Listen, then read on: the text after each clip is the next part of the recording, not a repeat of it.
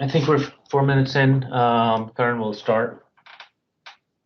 So thank you everyone for joining our webinar. This is the 15th session in a series of workshops.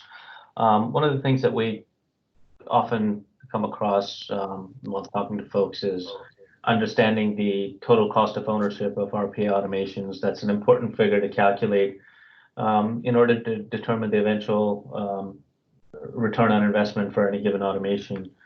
So today we have our Director of Robotic Operations Center, Karan, who will talk about how we calculate this total cost of ownership for an automation, as well as the techniques we apply in our operations center to optimize this cost. So I'll hand it over to Karan, who will go through initially just a little bit of overview of what the factors are within a particular process automation cost of ownership. There are some standard sort of horizontal components to it, and then there are components that are very specifically per process automation or per automation that you do. So we'll talk about some of those things, and then if we have some time at the end, we'll be happy to take any questions. Feel free to punch in any of your questions in the chat section of Teams. If you move your mouse over, there's a show conversation button. You can type in any messages there and be able to chat with us. With that, I'm going to hand this over to Karan to take it away. All right, great. Thank you, Ahmed. Can you hear me okay before I start? All right. Ahmed, can you hear me okay? Yes, I can. Thank you. Okay, wonderful. All right, so let's get started. Thank you again, everyone, for joining the session. As Ahmed mentioned, the topic for today's session is total cost of ownership for RPA programs and how do we optimize it. So we're going to start by introducing the concept of ROI first. And then we're going to go into the business benefits of robotic process automation. We will then look at ways to calculate your total cost of ownership of your RPA program. And lastly, we're going to talk about how, what are different ways to optimize the total cost of ownership. So let's get started here. I think the first thing an enterprise, before they embark on the journey of RPA, they would want to make sure that the investment that they are making is the right investment. So they come up with some sort of a formula for calculating the return on investment. And usually what we've seen is they would start by calculating the total FTE cost reduction. And then from that, they would subtract the total cost of automation development. And, they would come up with a figure, and that would basically give them the ROI. But I think that's probably the most simplistic way of calculating ROI. And, when you have a mature organization, what they would do is they would look at the concept of total value of ownership. And basically what that means is instead of just looking at FTE cost reduction, they're going to look at the overall business benefits, which is much more than just FTE cost reduction. And similar to that, the total investment or the cost would not just be the cost of automation development, it would be the total cost of ownership. So your total value of ownership would become the business benefits, the overall business benefits. So you quantify that, and then you subtract from that the total cost of ownership. So let's look at some of the business benefits first, and then we can go into the total cost of ownership. So there are two types of benefits. You have tangible benefits and you have intangible benefits. Tangible benefits could give you a dollar quantity directly, and for intangible benefits, you have to understand what the business efficiencies you're going to get out of that. And eventually, it will lead to some business benefits and cost reductions as well. So one of the tangible benefits is leaner teams. We kind of touched upon that in the previous slide, but this is basically your FTE cost reduction. So what you're doing here is you are assembling a smaller team to do the same amount of work. So you can basically, I think what you need to look at here is what is the human workforce that you can replace by your digital workforce, and that way you're able to reduce the payroll cost. The next advantage that we get with implementing RPA is your ability to process higher volumes. Usually humans would have a set shift schedule. They would work 9 hours a day. But in case of robots, you would have a longer work cycle. They would be able to work 24 hours. They won't have any vacation time. They would work on the weekends. So effectively what you're doing here is you're giving a longer work cycle or window of work to the business, which means that you're reducing the per process or per transaction cost for the process. The next business benefit is your peak time adjustment. So occasionally you'll see spikes in your business volumes. If you have to handle that spike, then you have to add additional human workforce if you're working with the traditional way of getting the work done. But if you have bots, then you can quickly spawn another bot. You can deploy the code on the virtual machine, get a new license, and you have things up and running. The next set of benefits are the intangible benefits, and one of them is your accuracy and quality. When humans are performing work, you would see a lot of human errors. There is cost of duplication. You might have errors that you might have to correct. But if a bot is deployed to perform work, then there are a set of instructions, and the bot will not go out of those boundaries. Now, sometimes you might also see that your business is working against some SLAs, and there may be some commercial penalties associated with not meeting those SLAs. So you can avoid those kind of penalties as well. The next set of benefits are around your audit and compliance. When a human is performing operations, you virtually have no control over what a human would do within an application or what steps he or she would take. But if there is a bot, it has been coded to follow a set of instructions. Again, it won't go beyond those boundaries. In addition to that, you might have a lot of opportunities to include a number of log events, right? So you can track some key events or data that would be useful for the business. In case when the human is performing these tasks, you have no opportunity to do that. So you can take these insights, you can take these log events, put it in some analytical model, and you can get some insights for the business, which you can use to shape up your business or maybe add another product line and things like that. Lastly, we have the employee and customer experience. Employees would be more satisfied. They are not doing that mundane, repetitive work, so their motivation level would be higher, which means that your attrition rate would go down, and eventually that would lead to low cost of resource acquisition from the HR perspective. So these are some of the business benefits of RPA. We can move on to the next component of total value of ownership, which is your total cost of ownership. Before we get into talking about total cost of ownership for RPA, let's take an example of buying a car. So when you buy a car, let's say you pay 25,000 or 30,000 to buy the car. So that becomes your one-time initial cost of acquisition. But over the lifespan of the car, the time when you own the car for 4 to 5 years, you might incur other expenses as well.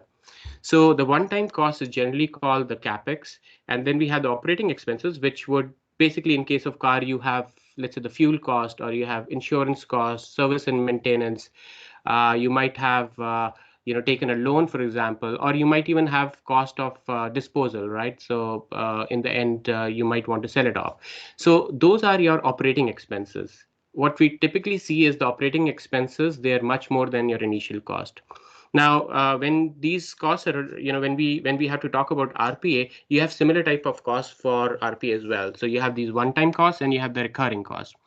So when we talk about the capex for RPA, there are three main components. The first one is your incubation cost. What we have seen is when an enterprise starts their RPA journey, the first thing that they have to do is look at different RPA platforms. So at that point, you're not just looking at the capabilities of RPA platform, but you're doing a complete assessment to understand how these capabilities align with your technology stack, right? So if you have a cloud infrastructure, or if you're a Microsoft shop, or if you're an open source tech stack, then you want to see what platform aligns better with your technology landscape.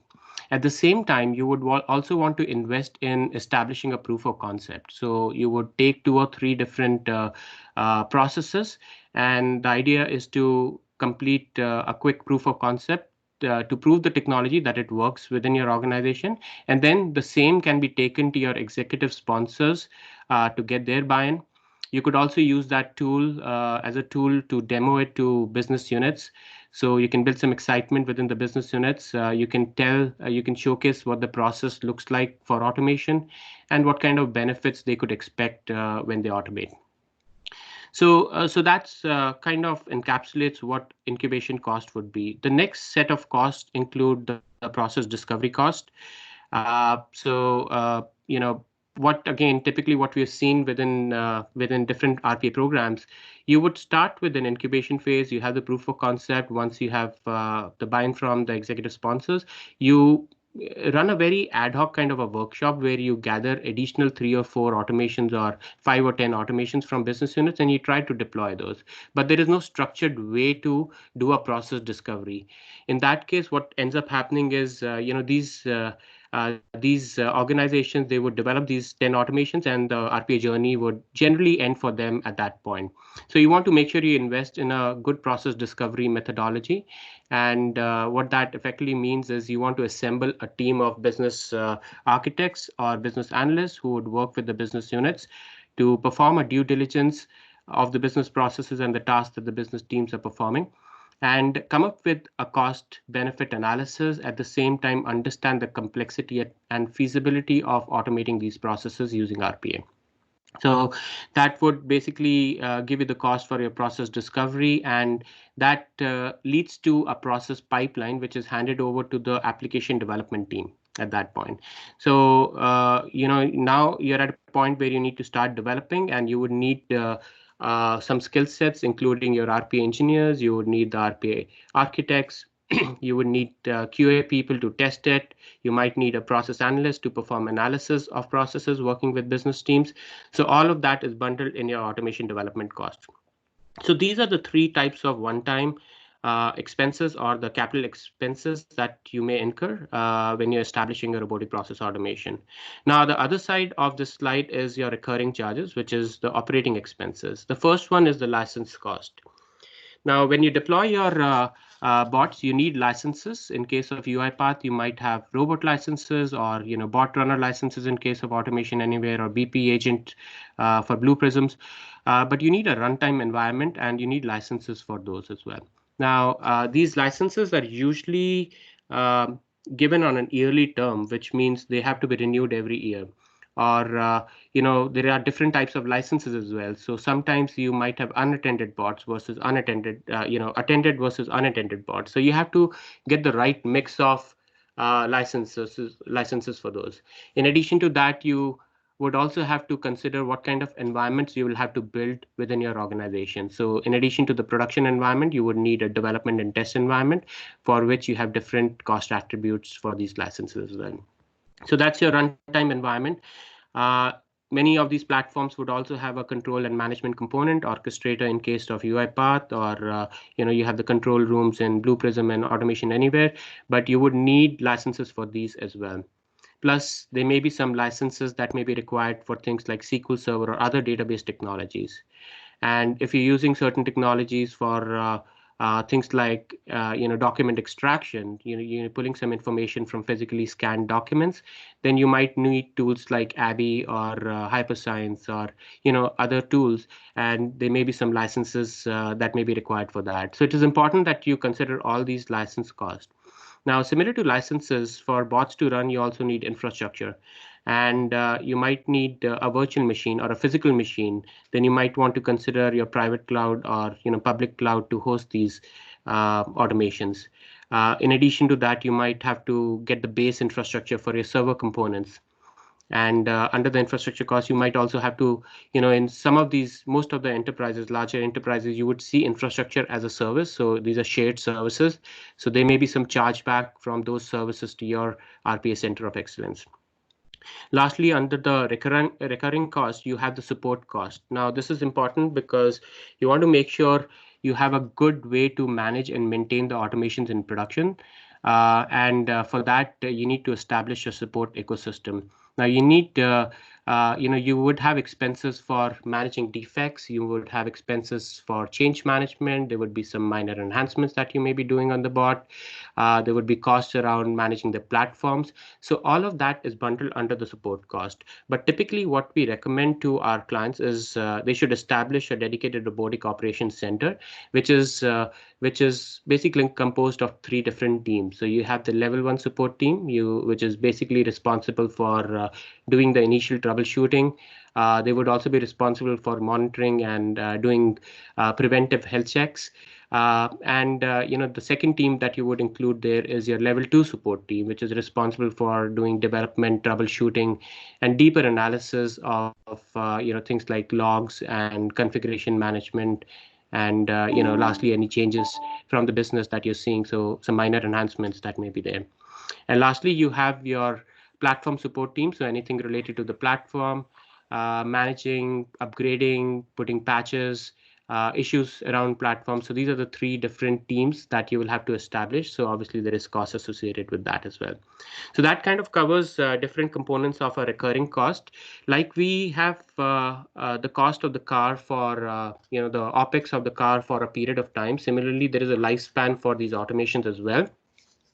Typically, we've seen the lifespan of an automation is 2 to 3 years, because after that point, either the business process completely changes or it is completely removed, which means you don't need the automations at all, or the applications that the bot may be using, those have undergone some digital transformation, and you have new applications in place, either removing the need for the bot totally, or maybe the bot needs some changes. So you need to calculate recurring costs over that 2 to 3 years time. Once you have done that, you add it to the one-time expenses, and the total of that would give you the total cost of ownership. Now, another thing that we should note here is that there is different types, different cost elements could be categorized either per process cost, or they could be shared costs. So for example, your automation development or the license cost for the robots or the virtual machines would be per process. Whereas if you have established a center of excellence within your organization, that cost would be spread across all the automations that you've built. Similarly, your support team would be spread across all the automations. If you're doing process discovery, you would bundle a set of automations or processes and perform process discovery on that group of processes. So the point I'm trying to make here is there is per process cost, which is obviously kind of fixed per process, and there is a shared cost which spans across all the automations. And there is little flexibility around how well you can optimize your per process cost, but you see a lot of opportunities around this shared cost, because if you build more number of automations, that total of that shared cost would be spread across all the automations, which means your per process cost would eventually go down. So I think the objective here would be to build a lot of automations and build your RPA at scale. Moving on, let's talk about some of the techniques around optimization. Let's talk about the CapEx side of the cost first. We talked about process discovery, in which you are assessing different processes for automation. It's a very important exercise, and it should have a very structured way of performing those activities. So usually we recommend that you invest in a lifecycle management tool for processes. So those tools generally help you with tracking various phases of automation, starting from ideation to analysis to development to support of those automations. So you can not only have a central repository for all the artifacts, or that could be easily searchable, but it actually gives you a set of tools to do things like business benefits analysis. You could look at what kind of cost and effort would be required to build those, and you can have a number of things to track the feasibility of an automation and whether it's suitable for RPA or not, right? So the idea here is to use these tools to reduce the time for process discovery. The next one is automation development, and I think the biggest thing here is establishing an execution discipline. So, what you want to do is you want to establish a center of excellence. You want to come up with best practices which are followed by all your development teams. You also want to build reusable components, so you're not building those components for every process. Effectively, you're reducing the time for development. Another thing that you would do here is try to establish leaner teams. So what we recommend to our clients is, instead of looking at one automation at a time, you want to create a group of, or a wave of 4 or 5 automations. That way you can establish a development pod which would be responsible for doing the development for all these automations. The reason for that is while you may need one RPA engineer per process, you may not need one full RPA architect for one process, or you may not need one full process analyst for one process. So if you have a number of automations, their time could be better utilized and you can use those resources effectively. So those are some of the things that you can do on the CapEx side. On the OpEx side, I think there is license thing that we talked about. Obviously, you can negotiate with your vendors to get favorable pricing if you go with a longer term instead of just 1 year. But internally within the Robotic Operations Center, what you can do is you can utilize these licenses in a more effective way. So for example, if you have a process which runs every month, once a month, for 10 minutes, there is no point in allocating one license to that process. So you can use that licenses for multiple processes. An idea would be to get as close to 100% utilization as possible. Similar to a license, a virtual machine which is assigned to a process. Again, you want to make sure you utilize that virtual machine in a more effective way. Lastly, we have the support cost. So support is very important, as I said, because you want to make sure you have the right capacity built within your support teams. If you have overcapacity, then you have unnecessary cost. If you have undercapacity, then you start affecting your level of service. So you want to make sure support is there. And this is a very this is a key team that you need to build, because these automations, before the automations, the work was performed by humans. And when you build these automations and move them to production, you don't have those teams as backup to perform those activities. So it's important that you minimize the downtime for these automations. So what we've seen typically, once you start your RPA program, you would have developers that would focus on building these automations. And then once these are moved to production, the same development team ends up supporting these automations. Now, that is basically your developer supported environment, but we recommend that you move to a managed support, because then you can have different types of teams. You won't want your expensive developers to do basic things like monitoring of processes, so you can have a dedicated level 1 team to do that. Again, you have different skill sets and you can have different cost attributes, so you can basically get more efficiencies if you have a managed support environment. Another thing to consider here would be to establish your distributed teams. So you need to have the right mix of team members on site, onshore, nearshore, offshore. So different locations would have different cost attributes. You can get some significant cost benefits if you move operations offshore. In addition to that, you can leverage the time zone for getting a bigger coverage as well. We also need to establish different types of tools or acquire different types of tools. One of the things that we do within our Robotic Operations Center, and something that we recommend our clients to do as well, is build dashboards. And dashboards are important because it can help you with self-service. It can give you some key information which can help with preventive support of the automations. We also recommend establishing a governance team, and this team is responsible for making sure there is continuous improvement within your support operations. They would establish SLAs. They would have a way to track, manage, and review SLAs with the support teams. And then the idea would be to ensure that there is continuous improvement within the teams. Lastly, we recommend our clients to establish a consistent framework.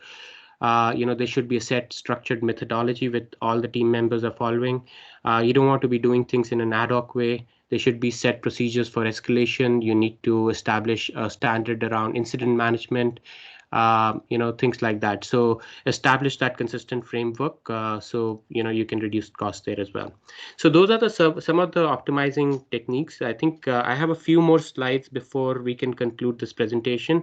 What we do within our Robotic Operations Center is, again, we talked about the utilization. So what you see on the left-hand side is basically a list of all the bots, and you can see a time series and how these bots are utilized. So we've built our machine learning components, which will evaluate the utilization of these bots, understand what those white spaces are, and give you a recommended schedule for all the processes within your business unit. So that way you can increase the utilization of your virtual machines and licenses. Another thing that we do within our ROC is we have a way for automatically understanding what the impact of change is. So for example, your applications change, right? Or if there is a maintenance schedule for your applications that the bots are using. Now, you should be able to quickly evaluate the overall impact on your automation landscape. Not only it will tell you which automations are going to be affected, but it will tell you the impact level, and it will tell you the areas that needs to be modified within those automations. We also review the exceptions on a monthly basis. So we look at the top 10 exceptions, both technical as well as business exceptions. We try to find a pattern in those. If you're seeing those recurring over the last couple of months, that means that there is opportunity to modify your automation code. So these exceptions, they don't appear again in future. That way, you're eliminating the need to handle those exceptions. So those are some things that we do. We talked about dashboards as well. There are two types of dashboards. We have the operations dashboard, which is basically meant for your support team. They would use these dashboards to monitor errors on a real-time basis. They would look at technical and business exceptions. They would look at the run schedules. They would try to track the status of the transactions. Similar to operations dashboard, we have dashboards for business as well. We want to give business self-service capabilities so they don't have to reach out to the support team to answer their questions. Some of the things they would be interested in would be to understand their work volumes. They would like to see what are the average handling times for different transactions. They would also they would also want to understand what are the benefits of automation as compared to what they're anticipated during the process analysis stage, right? So these are some key dashboards which we build. Again, there are different technologies we could use. There should be standardization around logs. There should be tools for visualization. There should be log collection methodologies, but it's strongly recommended that an enterprise should invest in dashboards. Lastly, we also want to monitor how our support teams are performing. So you want to monitor the productivity of the teams as well. You define your SLAs, you monitor SLAs at a resource level. The idea would be to understand who are your strong performers, who are the weak performers, and then come to an optimal team capacity. So that kind of covers what we wanted to cover in the session. And I see we kind of exceeded the time that was allocated for that as well. But we can probably give a minute or so for any questions that you may have. Yeah, I think there's been a question that's what skill set do we need for a support team? I think you have a good handle on that. I'm sorry, Ahmed, you were breaking up.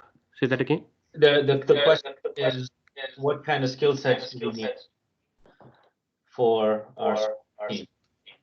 Yeah, so I think so the support team, I think it basically, I think we have to understand what kind of tasks that a support team would perform. So as I mentioned earlier, I think we need three main components to the support team. You need a level 1 support team. You need the level 2 support team, and you have a platform support team. Level 1 support team would be the first responders to any issues. They would do the first level troubleshooting, and they would be given a troubleshooting guide, right? So they follow certain rules and they would perform those activities. And if they're able to resolve the issues, it's good. If they're not able to resolve the issues, they would escalate those issues to your level 2 support team. And level 2 support team would be a set of developers who can open the code, they can debug the code, they can do deeper log analysis, they can modify the code and then put that back in production. And lastly, you would also need skill sets around platform.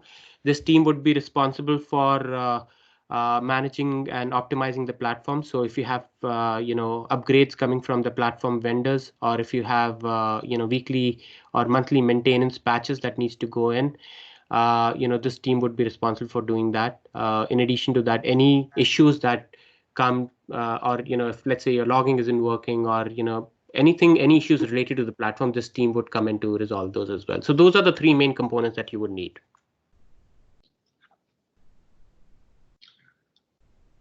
Thank you so much, Karan. We will conclude this because we're already at 3 minutes over. If there are any additional questions, feel free to reach out. If you have If you have any questions or any follow-ups required on this, you have our email addresses. We'll be happy to address. Thank you so much for joining today. Thank you.